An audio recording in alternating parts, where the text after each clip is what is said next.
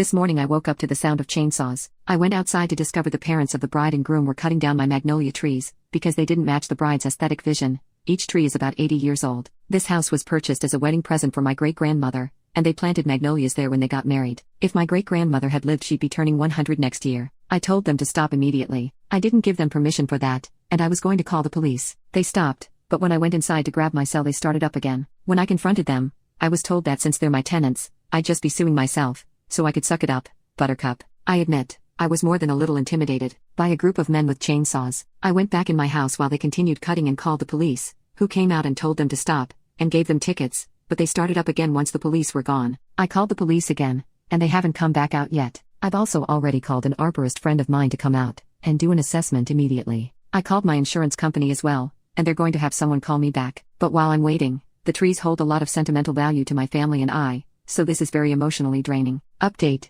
The day after my post, I called a good friend of mine who has been my go-to plumber since I inherited the property, to ask for his help. He went to both houses the next day, saying that I had called him last week since the water bill seemed high, and asked him to come look at the pipes. He went through the houses, surreptitiously taking pictures, while inspecting the bathroom, kitchens and water boilers for leaks. Apparently, while he was there they made a bunch of comments about me that included racial slurs and such about how I need to learn my place. After he'd inspected both houses he came over to mine, and gave me all the photos. I conferred with an attorney regarding evicting them, and 4 days later both families were served with 7-day eviction notices. As expected, they blew up and started throwing rocks at my house, slinging more racial epithets in my direction. I'd always grown up being terrified of angry racist white men twice my size. I never realized how unbelievably pathetic they actually are, until I watched them crying like babies while being hauled off by the police on the video cameras. The bride made a very angry post on Facebook, followed up by standing up in church during prayers and concerns to beg for prayers for her family, because our landlord is evicting all of us because she's jealous that I'm getting married. The pastor, feigning innocence,